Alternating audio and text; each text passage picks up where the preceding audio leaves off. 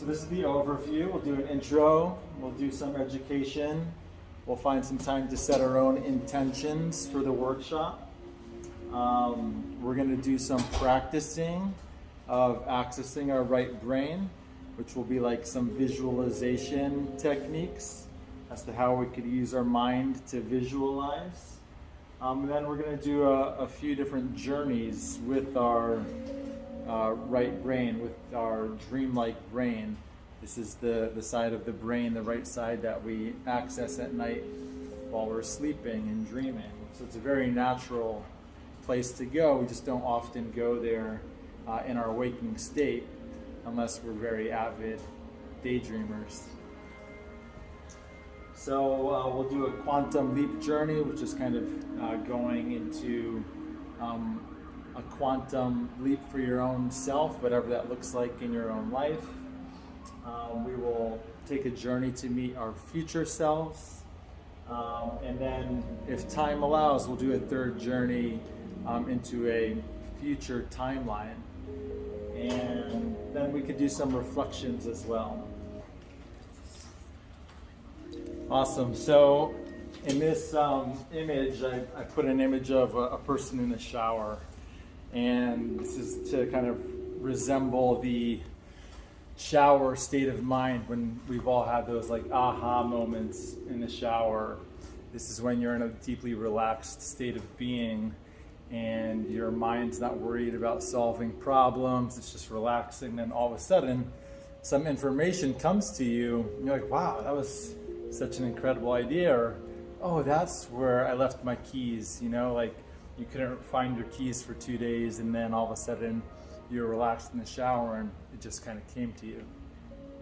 So that's kind of the quantumness of accessing our right brain, is when we stop kind of problem solving with our left brain. Excuse me. When we stop problem solving with our left brain, information can flow to us. Do you want some tea?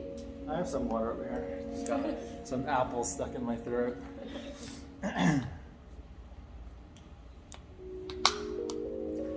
So that's what we're doing here. We're trying to like leverage that muscle that's the right brain, so that we can kind of see it as a tool whenever we want to tap into it. And we see that that's kind of a more effortless place of problem solving versus like crunching numbers, collecting data, racking your brain, trying to like almost like beat yourself up for an answer. So that's what we're doing again. And so who am I? My name is Raphael. I actually used to live in San Francisco for 8 years. I left the city in 2018-19. I live in Los Angeles now. But over the past like 12, 13, 14 years, I found myself working at Google X down in Mountain View, which is their moonshot factory, doing various hard tech projects. That led me to a company called Spin Launch, which is an electric drive system for small satellites to do small satellite launch. And then in the past 2 years, I've been doing quantum healing hypnosis technique, QHHT, which is a modality that was designed by Dolores Cannon, if anyone's ever heard of her. But it's a modality that guides people into their past lives to help heal something in their current life. And so when we have blocks in our life, using things like hypnosis can help us access the parts of our mind or the parts of our soul or being that need a little help or need a little insight. Then I also put Burning Man on here. I've been to Burning Man for about the past 10 years. And if you add up all of those days and the time and effort over the past 10 years, Burning Man is really a place where you can go and really drop into that right brain, because you're not really worried about the day-to-day life things that we get caught up in our own lives, like paying bills or wondering about what the next event to go do is because there's 1,000 events around you, and just kind of in the moment during those times. And so it's a very kind of right brain activating time and place.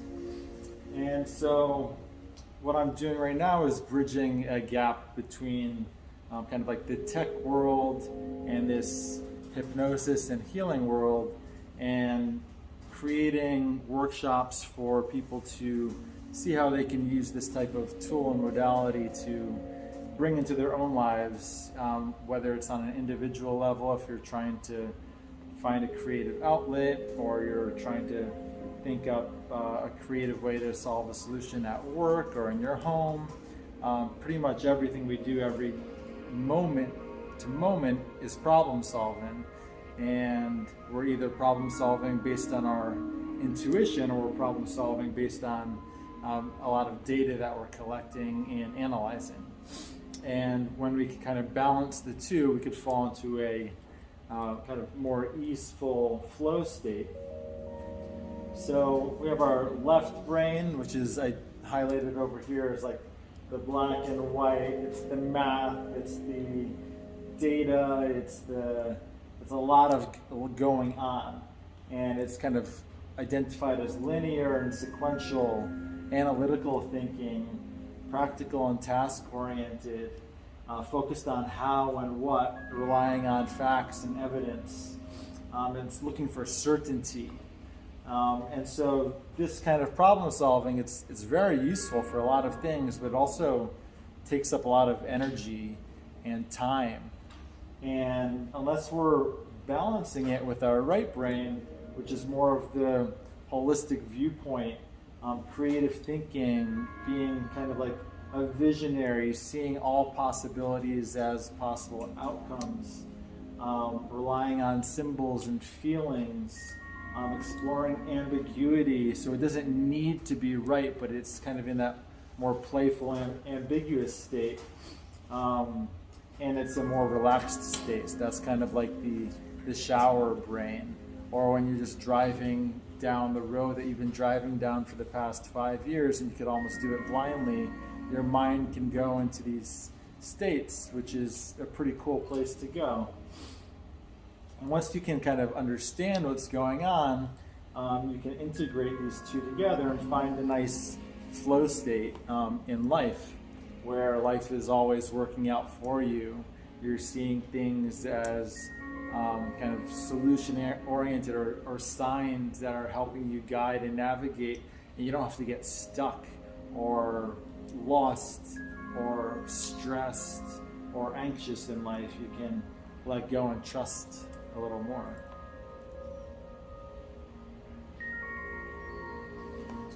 So quantum hypnosis, what is that? It's again exploring the power of our right brain, and with the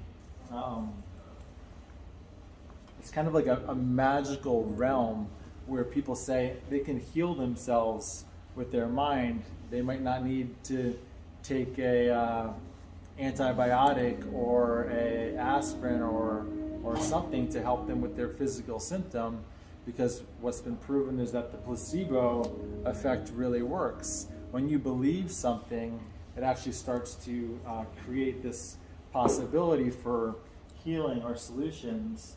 So often we get stuck though in our kind of ego and in our body and in that left brain, and we block the magic from taking place.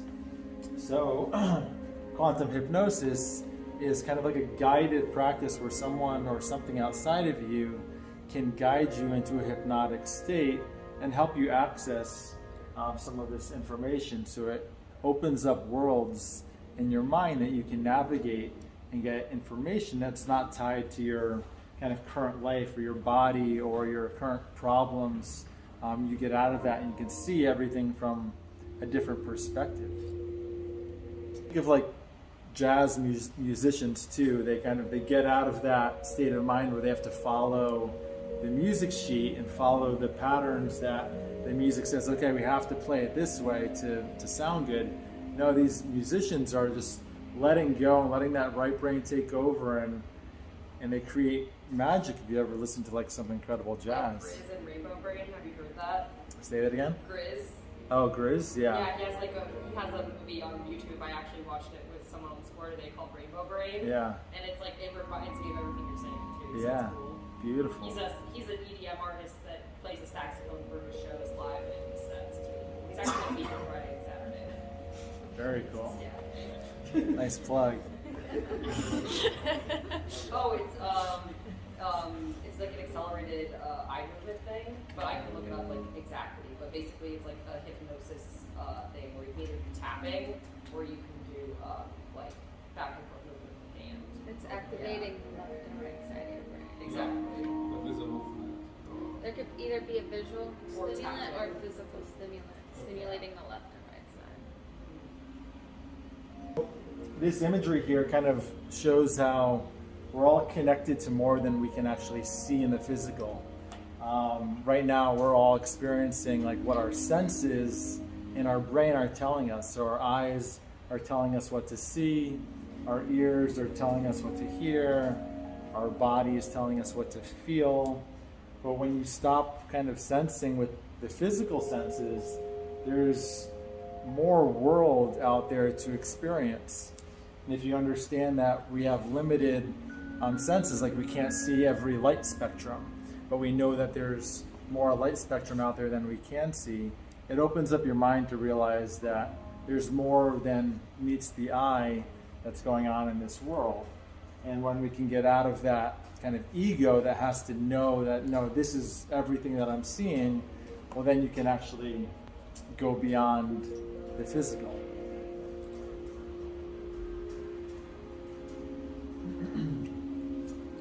So we'll take a couple moments to set some intentions for the workshop, but they're all kind of personal to ourselves. And if we're human, we generally have some like questions about life that we're always seeking, or we'd like a little more clarity in.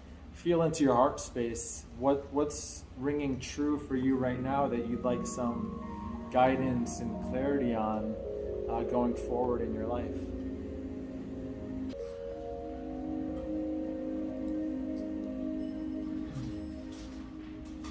So as we go further into this practice, and as we create more awareness in our life, I like to talk about the subconscious. So right now we're all pretty conscious of what our experience is right now. We're all sitting here in this room, we see each other, we're here for a workshop, but maybe there's also always a subconscious undertone to everything that's going on. And the subconscious comes forward when we relax the conscious and we let the conscious kind of take a back seat or turn off for a little while. And if we can turn it off, maybe by meditating and going into a quiet place, or maybe through a practice like yoga or a practice like hypnosis, we could take some time out of our lives to explore things that are kind of going on beneath the surface. And I was thinking about how to kind of describe this today, and doing hypnosis is like we're doing it in a group setting. You could do it on your own too, but to me, I was relating to like going to yoga or going to a workout class or going to the gym. You know, you go to these places so that you can get stronger, more flexible, but you're taking a certain amount of time out of your day to focus on that activity. And same thing if you ever use meditation.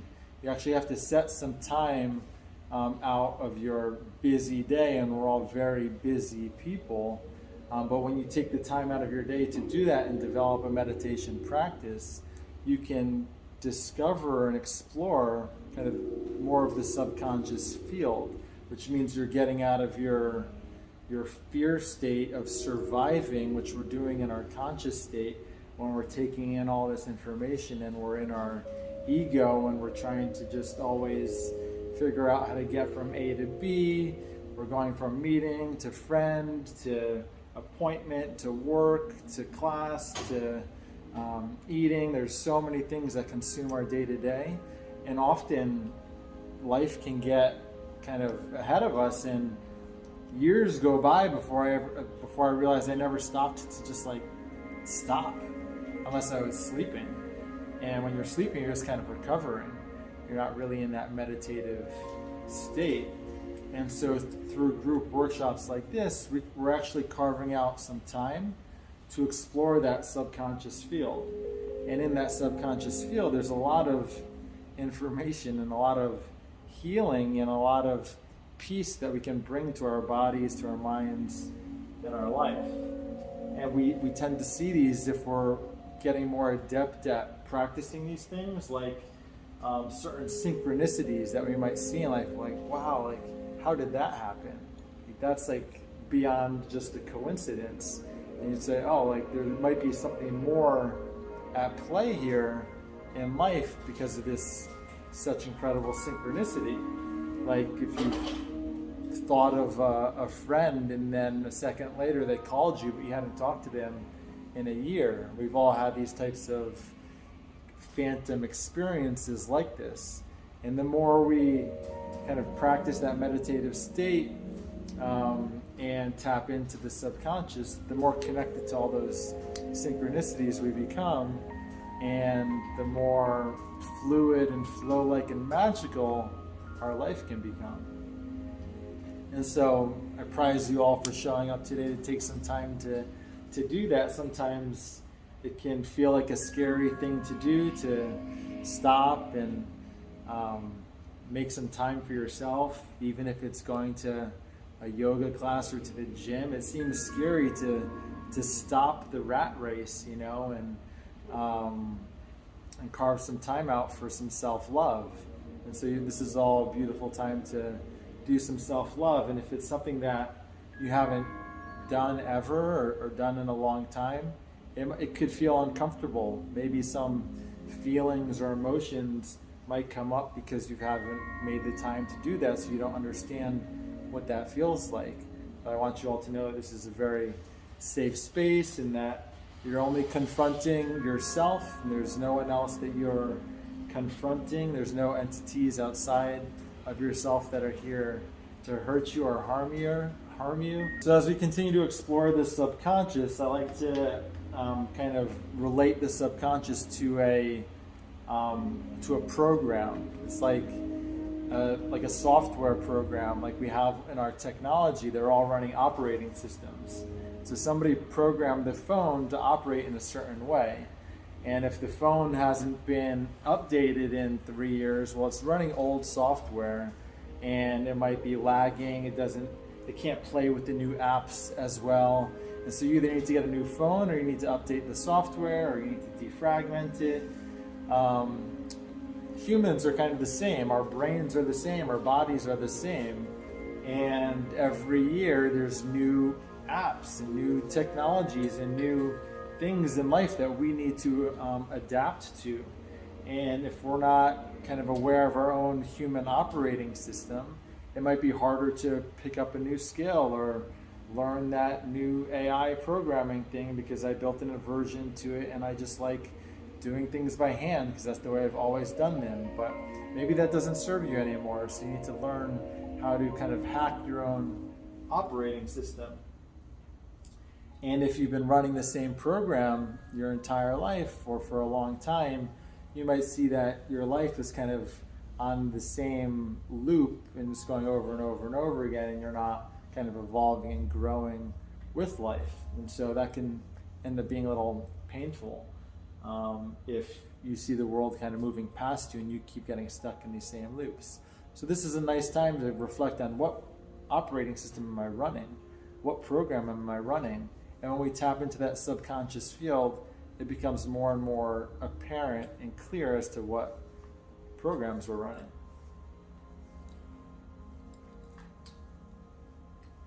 So why am I doing this? Well, there's a lot of really talented, smart people in our past and history that have really encouraged using our imagination, using our right brain to solve incredible problems, to create incredible works of art. Einstein comes up a lot. So why not look to some people that were kind of revolutionary in the way they were thinking and made incredible changes in the world to say what were they doing differently that allowed them to make those quantum leaps for themselves and for humanity? And were they any different or any more special than I was? Probably not, but they did know how to use a certain tool of their imagination to access problem solving in a different way. And we're not really ever taught this very much in school. You're taught how to use a pencil and paper and solve problems, or use your laptop to make spreadsheets to get down to the bottom line. We're not often given the tools to kind of access our dreamer state or our imaginative state. And after we're 7 years old, that part of our brain starts to get a little dimmer and a little dimmer and a little dimmer, unless you really are a more dominant right brain thinker, which a lot of like artists are, you know. And you can say, oh, those artists, they're such right brain thinkers, and they have a tougher time with their left brain. And so they could use left brain training class, but we're not here for that. So that's why I'm doing this, to kind of bring some light into this kind of conversation, into this education, into these tools. And what's the workshop goal? Whether or not we kind of know it or experience it, a lot of us kind of feel like this on the inside. We might not look like that because we put on makeup every day and we dress our best and we try to do our best to feel good, but a lot of us are running around kind of in this hectic, frantic, fear-based, egoic state of being, and it's okay. This is a very human thing to do and be like, but I think we would all prefer to like be on this side of the screen in peace and connection and trust that everything is working out, and not needing to manage or kind of become a slave to your thoughts, to your emotions, to the outside world, to your boss, to your friends, to your partner, to your parents, to your kids. There's so many people we have relationships to that we don't always feel in control of, but we feel like they're maybe zapping our time or taking our energy or being very demanding of us. And we can end up like this, and that's when maybe we get angry or we get anxious or we get these feelings that we don't really desire. They're not bad feelings, they're trying to tell us something, but I think we'd like to all feel a little bit more like the left-hand side most of the day on the inside. You don't have to look like that on the outside, but feel like that on the inside. So that's part of the goal here. And so we're going to do some, because we get stuck on this hamster wheel, you know, it's like if you're still running the old program over and over and over again, and you're in that state of fear of needing to achieve, climb the social ladder, family, work, bills, debt, you know, there's so many demands of us in life, and it's just part of the human experience, but there's a way of doing all this in that state of being. So, yeah. So we're going to do some practice visualization, and we're going to visualize kind of like this woman here on the left hand side using our mind's eye. And so that means we're going to be able to, maybe you don't have to judge yourself or your experience, maybe you can see something with your mind's eye. Like they say, if you say there's a pink elephant in the room, you all of a sudden can imagine a pink elephant. So that's, even with your eyes open, you can see with your mind's eye and picture an apple walking down the street with arms and legs. What color was the apple? You can kind of picture this thing going on, and this is the art of visualization. And so you could do that with your eyes closed or with your eyes open. I'm going to encourage everybody to use their eyes closed, because then we take in less sensory information from what's around us and focus on the practice. But we can also hear with our mind's eye. This is being clairaudient. Seeing with our mind's eye is being clairvoyant. If we hear things, That means we're like getting information from hearing something. You say, oh, it spoke to me, you know? Or you have a gut feeling where you're clairsentient, where you feel something and it's guiding you. That's clairsentience. And you could also do it with your thoughts. You can see with your mind's eye with your thoughts. That's claircognizance. So these are the superpowers that we all have that are outside of our physical senses, but there are internal superpower senses. And they're more connected to our subconscious guidance, or our kind of like soul's knowing, that's trying to tell us something. So we say like, oh, it spoke to me and I followed through on that. Or I didn't listen to my higher voice, you know, or my higher vision, and then I got in trouble. But I remember hearing that thing, but I didn't listen to myself, you know, and because you didn't listen, you fell off your path and you got in trouble. So let's jump right into it. So this is going to be visualizing. We could all relax. I have a quick question. Is the mind's eye like the third eye, or is it something which we visualize as the mind's eye, you know, brain or above our head, or like? Yeah, it can be anywhere, but yeah, the third eye between your eyebrows, you know, like some people like to put it up here, wherever kind of works best for you. Like if you think about, sometimes when you're trying to think of something, you're like, you kind of look up, you know? It's because you might find it easier to see if you look up a little bit. So maybe your eyes gaze up. Yeah. You know, you do that intuitively, right? You try to, you're like, oh, let me think about that. And you look up and you put your finger on your chin, you know, you're like, huh, because you're looking for an answer. I mean, you might look, maybe that's where your thoughts are. Yeah. Your thoughts might be up here, you know? So whatever's true to you, we don't judge the process. We just know that we all have these superpowers. And if you think you don't, that's your self-limiting belief telling you that you don't. You know, if you tell yourself, I can't ride a bike, you're never going to get on a bike and ride the bike. But if you tell yourself you can ride the bike, well, you're going to fall the first 3 times, but the 4th time you're going to get up and you're going to ride the bike.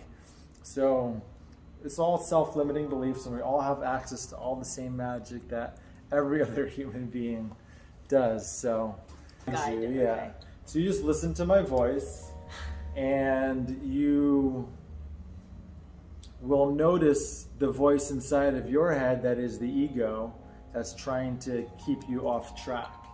So this is a way of like identifying, where's the ego, where's my true self, who's trying to sabotage this experience and who's not, who's trying to be right all the time who's just allowing the process to happen. And so it takes practice, so don't be hard on yourself, be aware and conscious of what's going on, and try to let go and let the visions, the sounds, the smells, and the feelings come. So where would you draw the line between this and, let's say, dreaming? It's very similar, yeah. This is guided, you know, I'm guiding you to a certain place.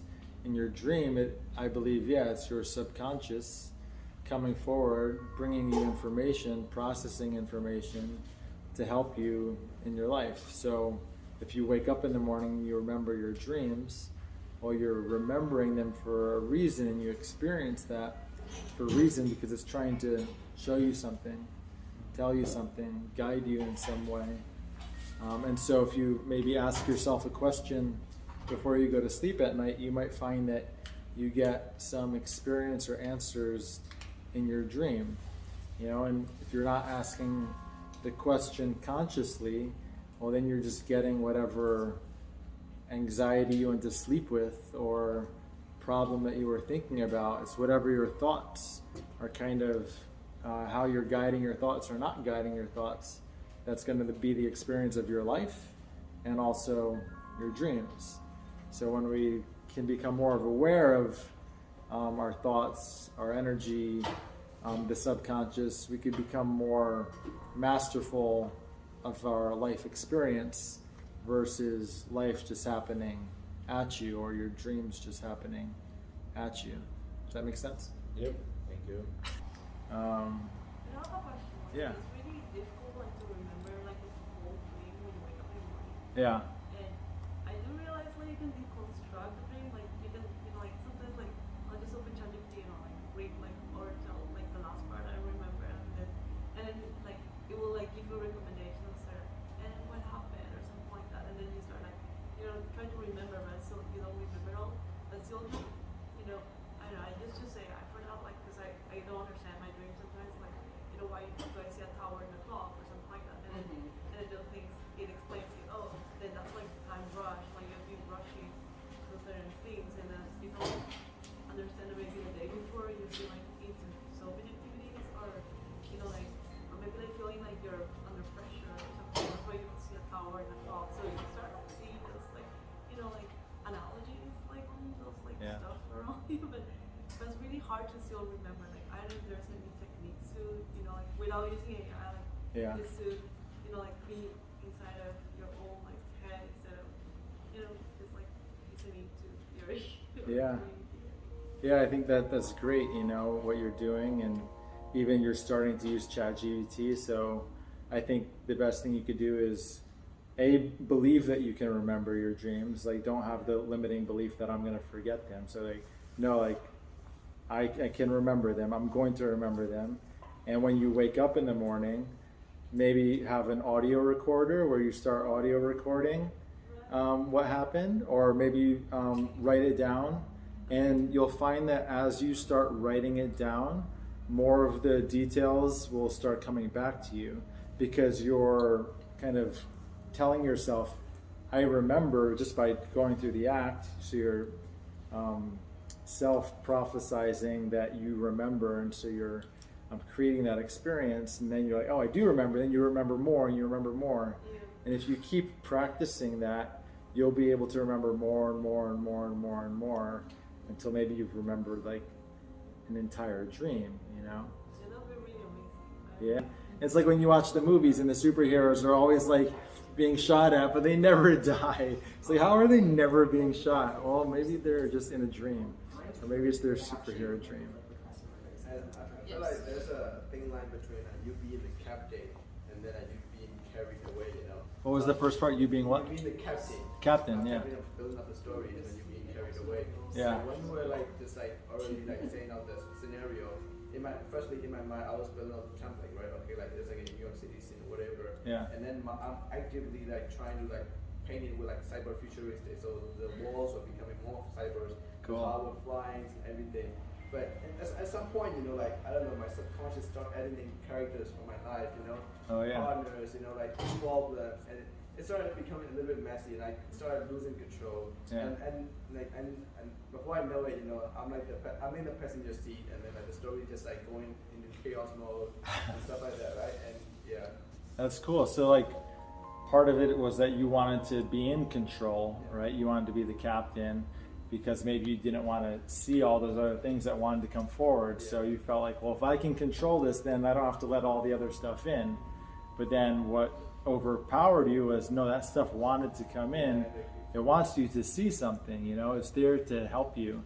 It's there to show you something, and so we need to let our guards down and understand that what we think is a lion that's about to eat us is not. It's just a little baby kitten here to play with us and show us something important that we need to understand, so that we can grow and evolve and become better human beings. But if we avoid all these things, then we just stay stagnant and stuck in the old program, which is like, I'm just like, you can't make me get out of this seat, And that takes a lot of energy, to Just let it go. right. It takes a lot of energy. So you might find, okay, well, now I'm tired all the time, and I'm anxious, and all these other things that don't allow you to fall back into that flow state of life where the magic happens. So basically, would you say the answer would be that, okay, like knowing that like that those characters, those scenarios coming in, and still accepting them, and also like you still guiding in your way of trying to incorporate them. Would you say like that? I think you don't have to. No, you should just. I think you should just let go. Not try to guide it at all. You trying to guide it is you trying to avoid something. But if you do want to rewrite your program, like she's doing, saying, I am peace, I am love, I'm not a victim, like that's a little different, you know. It's as long as you're not avoiding the awareness of all the other things that's going on, you know. If you're just refusing to look at everything, that's like, what do they call that? Spiritual bypassing, you know. And you have to confront your shadow, and then you have to hug it and be like, what do you need from me? Like, what have you never heard before? And then tell your shadow the thing it wants to hear, and then it will show your exile. It's a whole thing. I've been through a lot of self-therapy. Yeah. So I think you want to look at all those things, and once you're done seeing them and everything's kind of settled down, and now you found like that quiet space, now start to build from your perspective what you desire or what you'd like to create. Yeah. And I fully agree with you that there is like whether it's dreams or visions or whatever, just only us who knows what to do with this, but not us as an ego, but as an higher self or right brain or subconscious or higher consciousness. It just, we can ask like, hey, what does it mean? And it's a curiosity, you know. It's like you don't need to get the answer right away. You can be patient. You could ask the question and be patient and trust that it's going to come to you. It might not come to you in this moment, but when you're in the shower or when you've let it go, you know, then it'll come like, oh, aha, I got it. You know, that's what it is. And then you're like, that's the certainty. When you're trying to force it, you're like, you're never actually sure of that answer. But when it comes to you in that aha moment, like the genius moment, you're like, wow, okay, cool. Because I didn't try to force it. I let it come to me, and that was what I needed to see and hear and understand. I was trying to build a packaging product a couple months ago, and I couldn't find a way to do it. It was like an odd number of things, and I was trying to force it into these other little containers, and for the longest time I couldn't figure it out. And I went to bed one night, and I had been working on it for a while, and I woke up in the morning, the first thing in the morning, like I just had this answer that came to me in that like in-between state of sleep and awake, and it's like, oh my God, that. And it's like, wow, perfect. I wasn't trying to force it. I put it into the field that I was looking for this thing, but then it just came to me naturally in a moment of me not forcing it. Yeah. Part of the problem statement, which is like all this technology that we become dependent on doesn't necessarily have the answers, you know, or like we give it all this power. Oh, AI will solve it, you know. It's like, what's wrong with you? Like, there's nothing wrong with you. You can solve these problems too, or questions, you know. And when we self-empower in that way, we feel like stronger, more confident, more vibrant. Our aura gets bigger and brighter instead of giving our power away to somebody else to solve everything for us, whether it's technology or another person. You know, we want to be self-empowered individuals that do have the capacity to see and understand and make the connections and problem solve, like the Einsteins and the Steve Jobs, just because they're like the names, you know. But we're all created equally, you know, and we all have these superpowers, but we need to go to the gym and practice using them. We need to know that they're in our tool belt.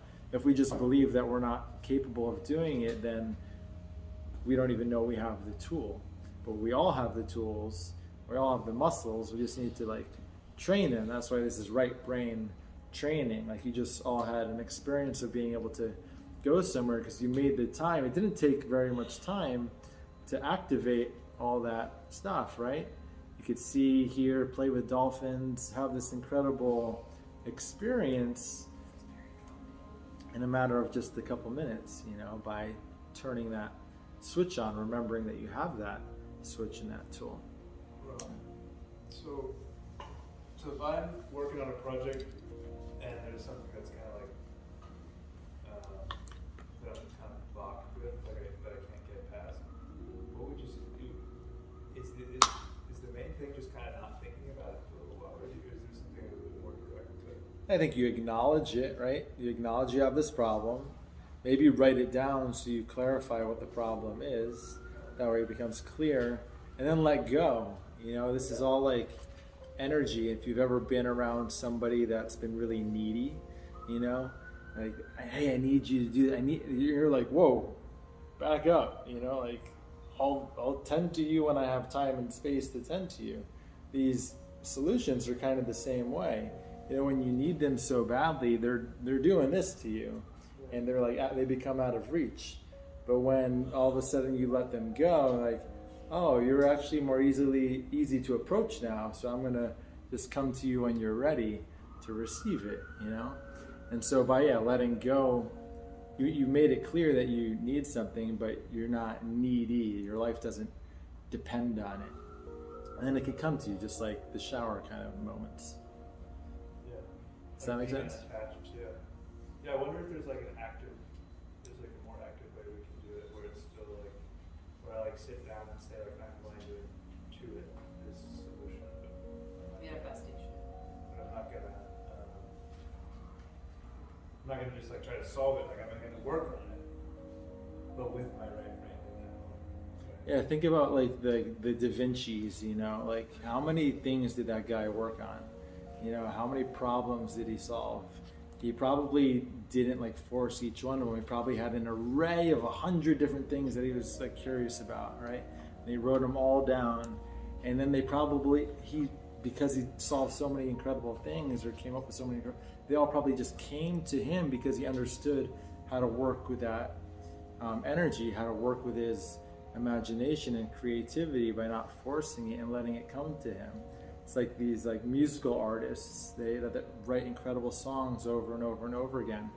They're likely not forcing them. They say that it comes from God or it comes from the universe. Like they don't even take credit for them because they don't even know where they came from. They created the space for the open channel for them to come to them.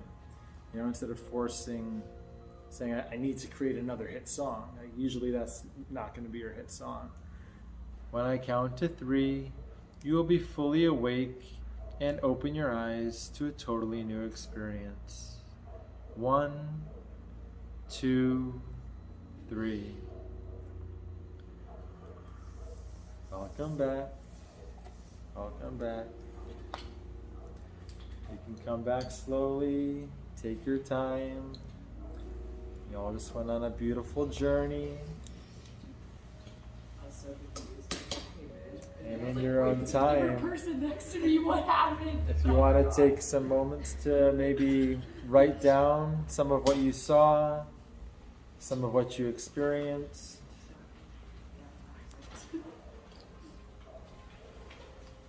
This is like a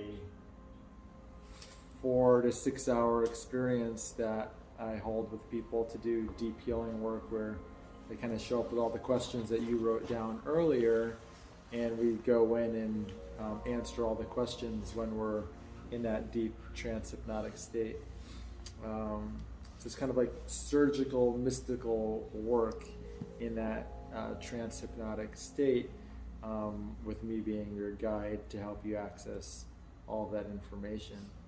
And the way that we access it is by like going to a past life, seeing that life in totality, including the day that you die, seeing yourself die, and then you're on the other side of life. And when you're on the other side of life, you're out of the body, so you're out of the personality, you're out of the ego, and you can get a much clearer perspective as to why everything happened in your life. And from that perspective, you have a more clear perspective of your own life, in your current life. So we're all always trying to access information to help ourselves in our current timeline, because every day we're trying to be better and better versions of ourselves, for ourselves, for our families, friends, for the world, because that just seems to be what our souls enjoy doing, you know, growing, evolving. When we get stagnant and stuck doing the same thing over and over again, we kind of get sick of life, or we fall into pains or boredom or who knows what. So we're here to really constantly evolve.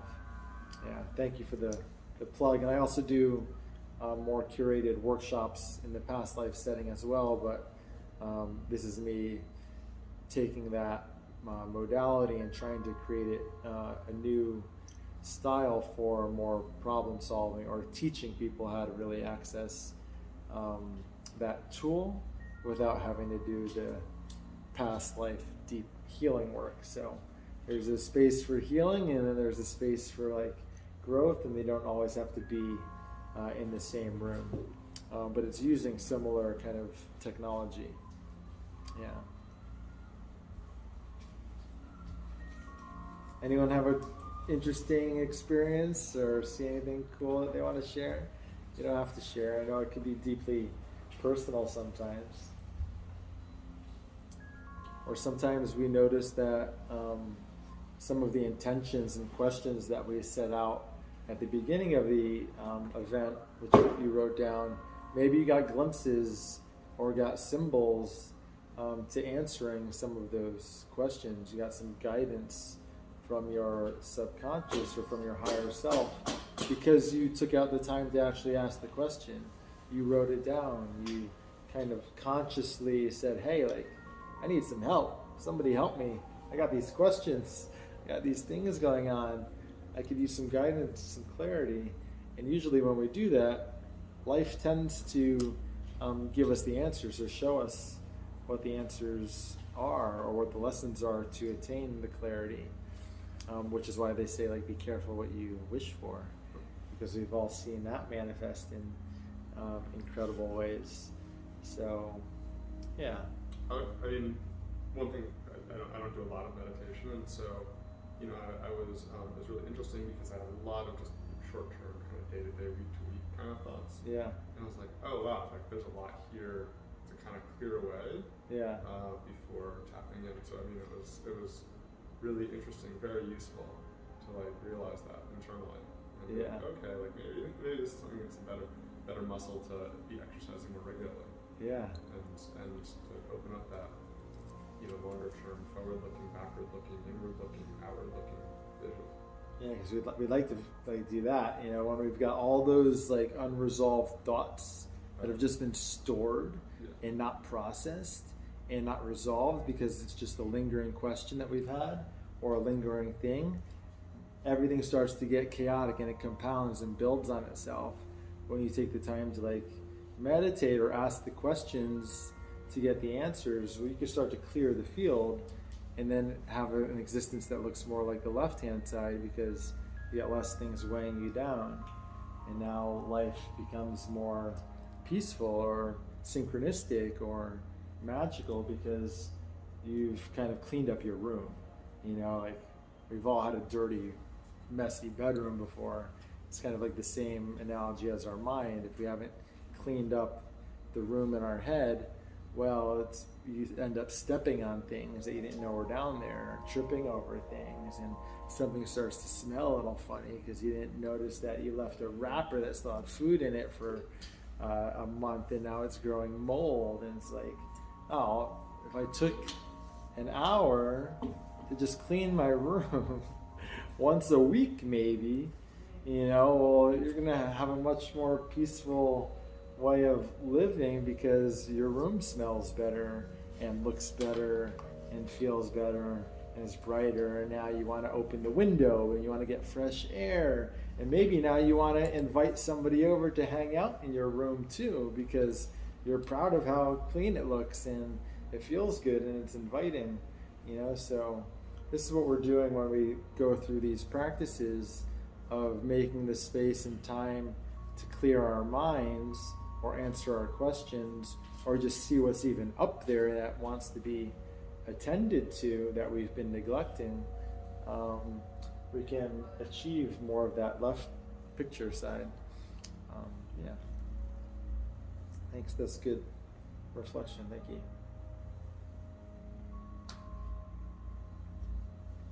Any other thoughts, questions, concerns, fears?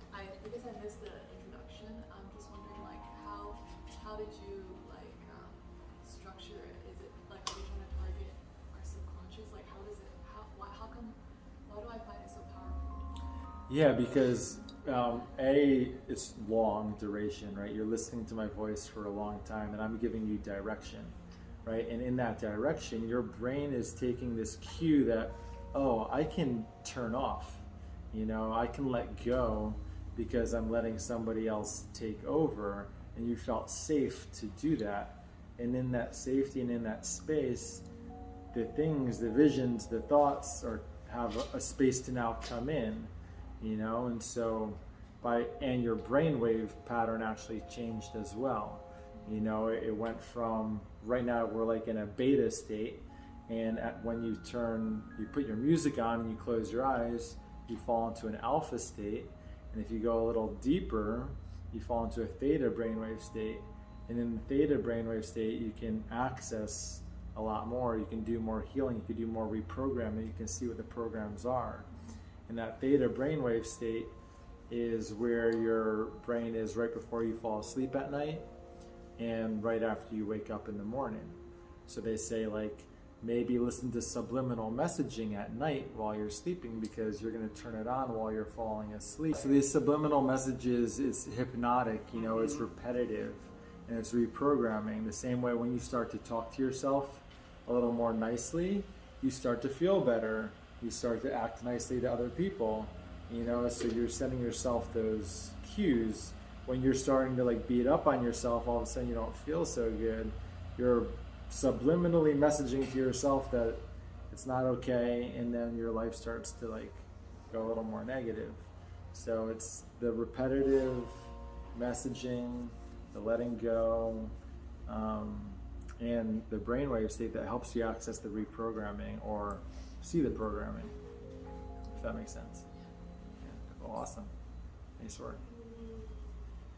And where then did you learn this? Like, what's your like?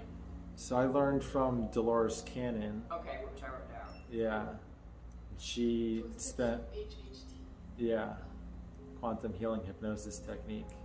She spent 40 years developing her technique, which was guiding her to past lives, guiding her to the subconscious, guiding her to extraterrestrials, guiding her to Nostradamus and Jesus through past lives and through her clients. It wasn't her. Yeah. She was guiding her clients who was having these experiences, and then multiple people were having similar stories and experiences, and the people that were her clients, I call them like Joe the plumber, who's ever only known plumbing his entire life, is now all of a sudden in a trance state talking about a life with Nostradamus, or about UFOs, or about life on other planets and other dimensions. And all these thousands of people that she had worked with, a lot of their stories were corroborating the other stories. So it just became really fascinating to me to continue to explore. So I studied her modality. Yeah. I just believe that we're all multidimensional beings, and we're all on different soul journeys, likely here on Earth and likely in other dimensions and planes and planets simultaneously at the same time in other timelines and in this timeline, but right now we're focused on this timeline. So well, thank everybody for being here. I'm happy to stay and continue talking. I want to respect the timing of the workshop though, and everyone else's time, and so thank you, and I'd love to follow up or stay in touch. Yeah, I'll leave my phone, my website, my phone number.